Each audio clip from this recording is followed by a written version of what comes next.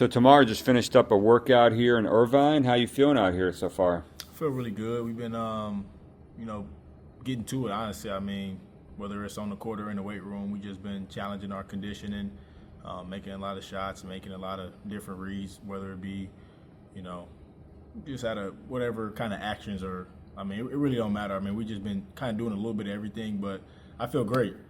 Just been, getting prepared for what I got ahead. So you played at Portsmouth. You just got the G League Elite Camp invite. Have you had any workouts yet? I have one coming up with Sacramento this upcoming Monday, and then Utah following that, and then I'll come back here for like a day or two, and then fly out to Chicago. What's your mindset in this process? It's probably going to be a grind. You've got these two events, now, and a bunch of workouts. What are you looking forward to? I mean, I'm just looking forward to playing against other guys that are trying to accomplish the same thing as me. I mean, for me, it's kind of been like my story, my whole life is just grinding it out and working for everything that I want and what I have. So, I mean, it's just to the point now that I have the opportunities that I would have liked to have at this point in time in the draft process. So it's just about maximizing that opportunity. You're 6'5" with a 6'10" wingspan. You shot 40% for three. What do you think you can bring an NBA team? I see myself as a guy that impacts the game on both sides of the ball. Somebody who can make shots at a high level and obviously be extremely disruptive on the defensive end. So I would, just say 3-and-D. Somebody that can, is more of like a plug and play kind of guy. Can play multiple guard positions, multiple positions on the defensive end. So I bring a good amount of versatility and shot making to an NBA team. You guys had a great season at Missouri this year. You won a lot of games. What was that? How would you describe the season that just passed? I mean, it was just about turning it around and kind of just getting Mizzou national recognition again. I mean, it was a group effort for sure. I mean, from the coaches to the staff to the managers, everybody that was involved, it was a collective effort in turning around and just having a productive season that we did. And I mean, I give a lot of the credit to Coach Gates and my teammates just for all of us and just the way that we came together. I mean, because it's not easy to kind of do what we did, and obviously would have liked to go a lot further than we did, but we're extremely proud of the season that we had, and I am as well. Just I'm proud of myself and proud of the group. I remember watching you in high school at IMG. You guys won a ton of games, and you came into college with some serious accolades.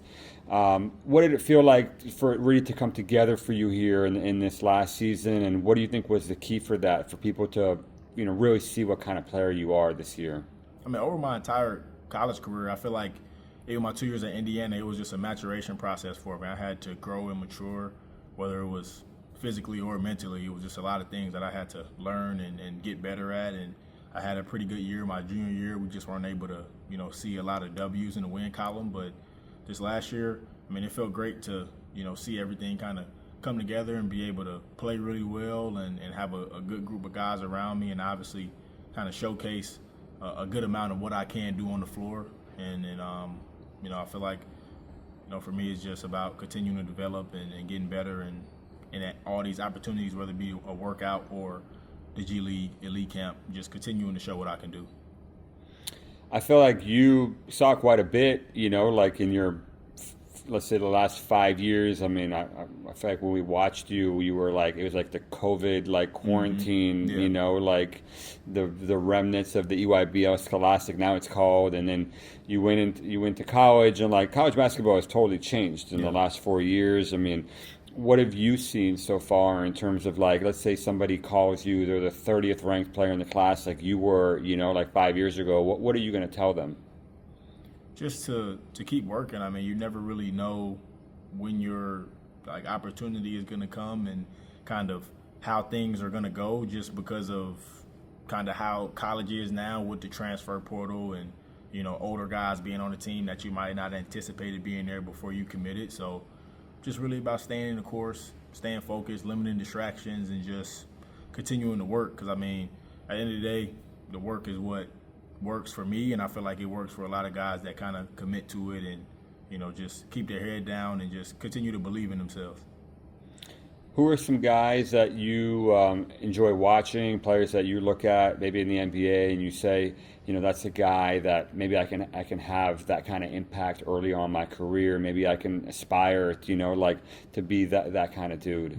Yeah, I watch a lot of Matisse Thybulle. I like the way he defends, and obviously he shoots the ball pretty well. I also watch Malik Beasley and Devin Vassell, guys that play on both sides of the ball, but are knockdown shooters, whether it be off the dribble or off the catch. So, I try to find guys that are around like my height with a decent sized wingspan who can shoot the ball really well and defend. So, I feel like that's a niche that I can be able to fit into in the NBA.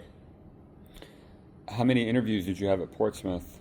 I had 14, so I was pretty busy. Like it was after the first day, after the first game, it was straight interviews and then right on the bus to go play. So, it was definitely a good interviewing experience for me. It was the first time I had sat down with any NBA team, so it was good to kind of get a feel for the questions they'll ask and kind of how it is. And it'd definitely be a lot more formal when I go to their facilities, but it was good to, see some faces and just get in front of some NBA personnel. Were you surprised by how much they like either know about you or don't know about you? What was like the spectrum of like people that you met? Was there like people that like didn't know who you are or like didn't know your backstory, and were there guys that like really knew a lot about you? For the most part, all the teams I interviewed with knew who I was, and I wasn't really surprised by it just because I've played with so many pros over my last 4 years, and I ask a lot of questions myself. So like, I kind of was ready for the fact that like they're probably gonna ask this or ask a certain question and kind of just have certain information, and they have people that it's their job to know who I am and other guys that they interviewing. So I wasn't really shocked by anything that they asked me, and my agency and AC and everybody that's around Excel definitely helped prepare me for all those interviews I had. How do you see the next few months playing out for you? What's your plan for the pre-draft process, and what is your goal?